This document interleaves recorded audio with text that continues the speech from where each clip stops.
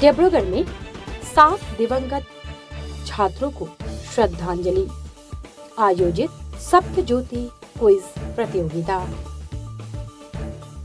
Assam engineering college के 7 छात्रों की अकाल मृत्यु की तीसरी पुण्यतिथि के अवसर पर डिब्रूगढ़ में एक श्रद्धांजलि सभा एवं अखिल असम स्तरीय सप्तज्योति क्विज प्रतियोगिता का आयोजन किया गया। भारतीय इतिहास संकलन समिति डिब्रूगढ़ जिला के सौजन्य तथा डिब्रूगढ़ के हनुमान बॉक्स सूरजमल कानोई महाविद्यालय के आंतरिक गुणवत्ता आश्वासन प्रकोष्ठ IQAC और समाज शास्त्र विभाग के सहयोग से इस कार्यक्रम का आयोजन किया गया। डिब्रूगढ़ के ऐतिहासिक हनुमान बॉक्स सूरजमल कानोई महाविद्यालय परिसर में आयोजित कार्यक्रम की शुरुआत दुर्घटना में जान गंवाने वाले 7 उभरते छात्रों को श्रद्धांजलि अर्पित कर की गई। इसके बाद कानोई महाविद्यालय के प्राचार्य डॉक्टर शशिकांत सैकिया ने दीप प्रज्वलित कर कार्यक्रम का शुभारंभ किया। नंदलाल बुढ़ागोहाई महाविद्यालय की पूर्व प्राध्यापिका तप्ती सिन्हा ने मंगलाचरण प्रस्तुत किया, जबकि अनिल डैका ने स्वागत भाषण देकर उपस्थित लोगों का अभिनंदन किया।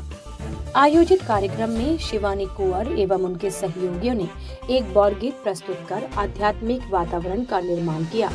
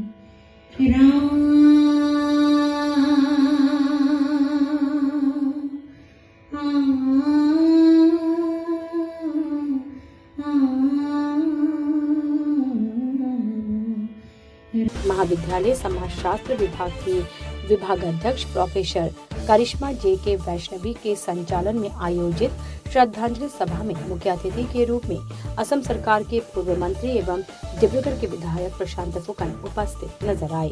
विशिष्ट अतिथि के रूप में असम इंजीनियरिंग कॉलेज की प्राचार्य अमृता गांगुली ने दिवंगत छात्रों की स्मृतियों को साझा किया। इसके अलावा सम्मानित अतिथि के रूप में कानोई महाविद्यालय की पूर्व विभागाध्यक्ष सुदीक्षिणा दास तथा आमंत्रित अतिथि के रूप में डिब्रूगढ़ जिला मोयना पारिजात के उपाध्यक्ष रंजन दत्ता ने भी कार्यक्रम में उपस्थित होकर अपने विचार व्यक्त किए।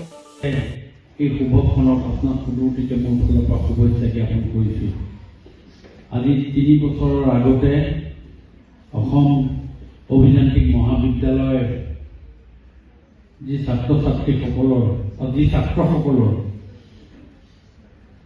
দুৰ্ঘটনাবশতঃ মৃত্যুবৰণ কৰিলে, তেওঁলোকক আজি আমি ঘনৈকল্যৰ প্ৰাংগণৰ পৰা তেখেতসকলক আমি স্মৰণ কৰিছোঁ।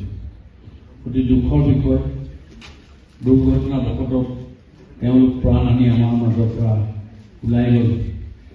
এইটো সঁচাকৈ অতি বেদনাদায়ক।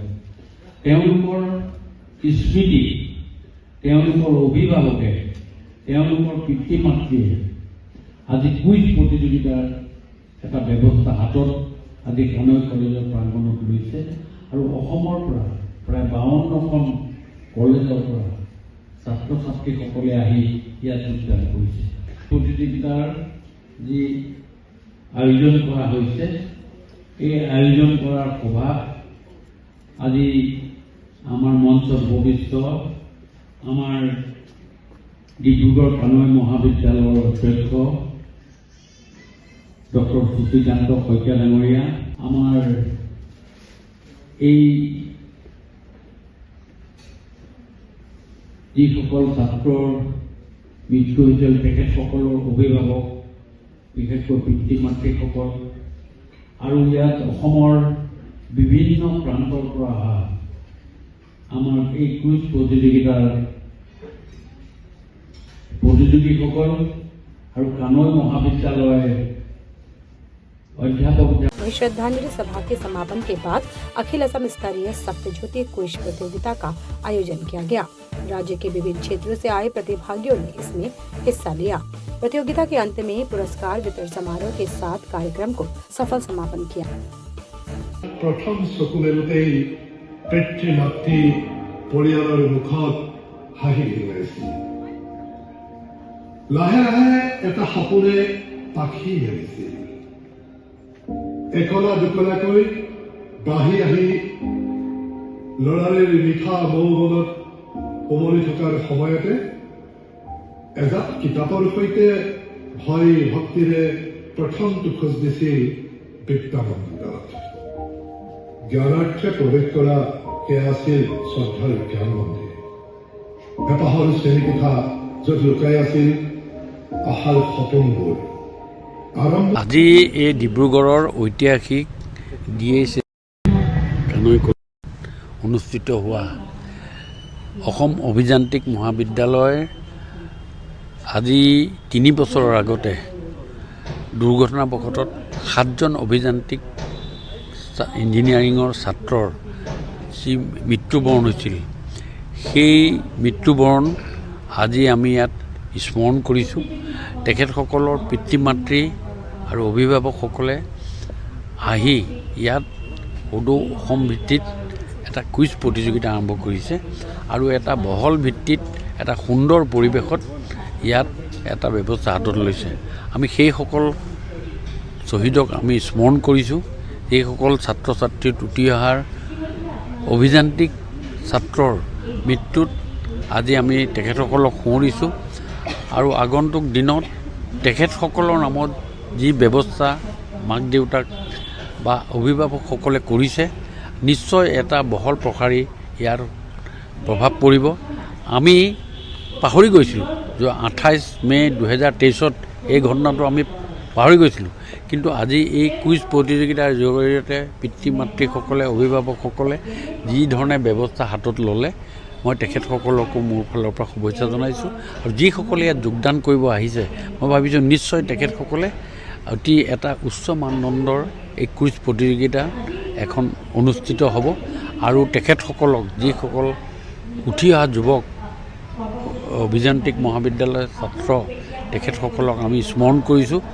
তেখেত য'তে আছে শান্তিৰে থাকক, এইখিনি কথাৰে আজি ডিব্ৰুগড়বাসীৰ হৈ তেখেতসকলক আমি স্মৰণ কৰিছোঁ আৰু যাতে আগন্তুক দিনতো আমি সদায় তেখেতসকলক স্মৰণ কৰি থাকিব পাৰোঁ।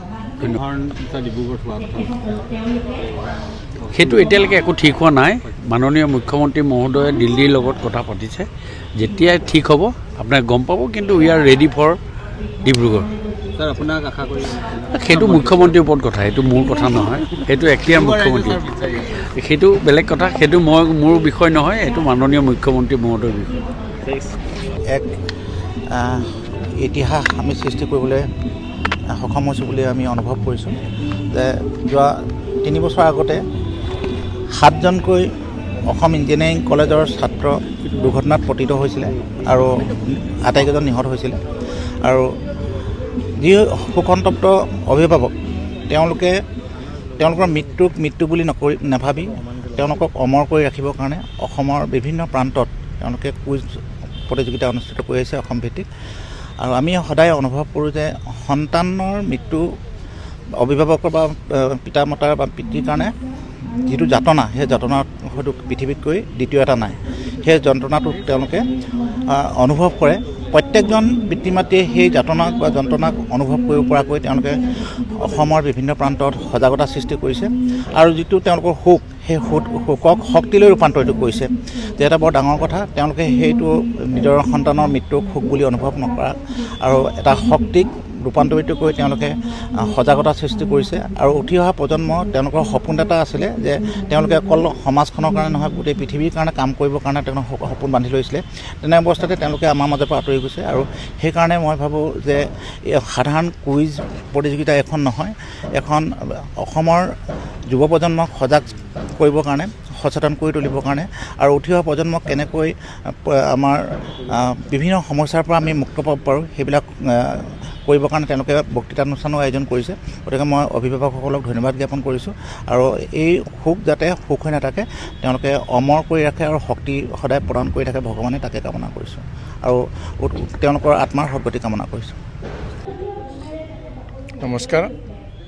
আমি আচলতে এই 7টা পৰিয়ালে যোৱা 2 বছৰ ধৰি যি 7টা ৰত্ন আমি হেৰুৱাইছোঁ আৰু এই 7জন ল'ৰাই অসম অভিযান্ত্ৰিক মহাবিদ্যালয়ত অধ্যয়নৰত থাকি 7ম ষান্মাসিকৰ পঢ়ি আছিলে আৰু তেওঁলোকে যোৱা 29 মে 2023 তাৰিখে এটা পথ দুৰ্ঘটনাত নিহত হৈছিলে আৰু তাৰ পিছৰ পৰাই আমি এটা প্ৰয়াস কৰিছিলোঁ তেওঁলোকক জীয়াই ৰখাৰ কাৰণে। এই 7টা পৰিয়ালে আমি লগ লাগি প্ৰতি বছৰে আজিৰ এই দিনটোত 29 মে তাৰিখে আমি অসমৰ বিভিন্ন জেগাত এনেকুৱা ধৰণৰ অসম ভিত্তিত কুইজ প্ৰতিযোগিতা আয়োজন কৰি আহিছোঁ আৰু এই 7জন ল'ৰা আছিল অত্যন্ত মেধাৱী আৰু অত্যন্ত সাহসী আৰু অত্যন্ত সমাজপ্ৰিয়। তেওঁলোকে কলেজত পঢ়ি থকা অৱস্থাতে আমি আজি এটা ভিডিঅ' প্ৰস্তুত কৰি ৰাইজক দেখুৱাইছোঁ, ডিব্ৰুগড়বাসীক দেখুৱাইছোঁ তেওঁলোকে কেনেকুৱা ধৰণৰ কাম কৰিছিলে। তেওঁলোকে দুখীয়াৰ কাৰণে, বৃদ্ধা আই মাতৃৰ কাৰণে তেওঁলোকে অন্নদান কৰিছিল, ৰক্তদান কৰিছিল। এনেকুৱা ধৰণৰ তেওঁলোকৰ বহুত উদাহৰণ আছে সমাজৰ কাম কৰা আৰু তেওঁলোকক আমি জীয়াই ৰখাৰ এটা প্ৰয়াস হ'ল আমি অসম ভিত্তিত প্ৰতি বছৰে এই কুইজ প্ৰতিযোগিতাৰ আয়োজন কৰোঁ আৰু প্ৰথম পুৰস্কাৰ হিচাপে আমি 25,000, 20,000 আৰু 15,000 টকাৰ আমি বৰঙণি আগবঢ়াওঁ আৰু প্ৰত্যেকজন প্ৰতিযোগীকে আমি উদঙনিমূলক হিচাপে এটা আমি কনচলেশ্যন প্ৰাইজৰো ব্যৱস্থা ৰাখোঁ আৰু আমাৰ উদ্দেশ্যটো হ'ল যে এটা এই মেধাৱী ছাত্ৰসকলৰ মাজত অসমৰ এটা প্ৰতিযোগী মনোভাৱ তৈয়াৰ কৰা আৰু এই প্ৰতিযোগী মনোভাৱেৰে জয় পৰাজয়টো বেলেগ কথা, কিন্তু এই প্ৰতিযোগী মনোভাৱেৰে যাতে তেওঁলোকে আগুৱাই যাব পাৰে, সমাজত তেওঁলোকে উন্নতি কৰিব পাৰে, তেওঁলোকৰ নাম সমাজত ৰাখিব পাৰে, সেইটো উদ্দেশ্যৰে। আৰু আমাৰ ব্যক্তিগতভাৱে আমাৰ 7টা পৰিয়ালৰ উদ্দেশ্য হৈছে এনেকৈ আমি ল'ৰা ছোৱালীখিনি সিহঁতৰ মেধাৱী ছাত্ৰ ছাত্ৰীখিনিকে লগ কৰি অসমত এদিন হ'লেও আমি অকণমান শান্তি লাভ কৰোঁ। তেওঁলোকৰ প্ৰতিচ্ছবিত মাল্য অৰ্পণ কৰি আমি এই 7টা পৰিয়ালে অকণমান হ'লেও শান্তি লাভ কৰিম বুলি আমাৰ এই প্ৰচেষ্টা। এতিয়া যোৱা বছৰৰ আজি এতিয়া দলবিলাক আহি আছে। যোৱা বছৰ আমাৰ 67 কলেজে অংশগ্ৰহণ কৰিছিল আৰু এই 67 কলেজৰ ভিতৰত আমি মূল সুঁতিলৈকে পৰীক্ষাৰ দ্বাৰা 7টা দল ৰাখোঁ। 7টা ল'ৰাৰ নামত 7টা দল মূল প্ৰতিযোগিতালৈ যায়। এই 7টা দলৰ 3টা দলক আমি প্ৰথম, দ্বিতীয় আৰু তৃতীয় পুৰস্কাৰ দিয়া হয় আৰু বাকী 4টা দলক আমি কনচলেশ্যন প্ৰাইজ দিয়া হয়। এইবাৰ এতিয়ালৈকে প্ৰায় গুগল ফৰ্ম ফিল আপ কৰা অনুসৰি প্ৰায় 37 দলে প্ৰতিশ্ৰুতি দিছে আহিবৰ কাৰণে। তেওঁলোক হয়তো আহি আছে আৰু ধৰক 1 ঘণ্টাৰ ভিতৰত আমাৰ প্ৰতিযোগিতা আৰম্ভ হ'ব। ইয়াত মই যোৱা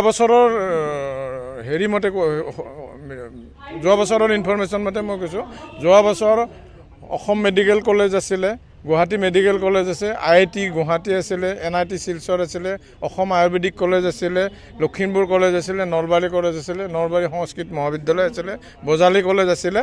এনেধৰণৰ অসমৰ আগশাৰীৰ প্ৰায়বোৰ কলেজেই অংশগ্ৰহণ কৰিছিলে আৰু আমি আশা ৰাখিছোঁ এইবাৰো অসমৰ গোটেইখিনি আগশাৰীৰ কলেজেই নিশ্চয় যোগদান কৰিব। डिब्रूगढ़ से विशाल पांडे के साथ news desk report breaking first समाचार।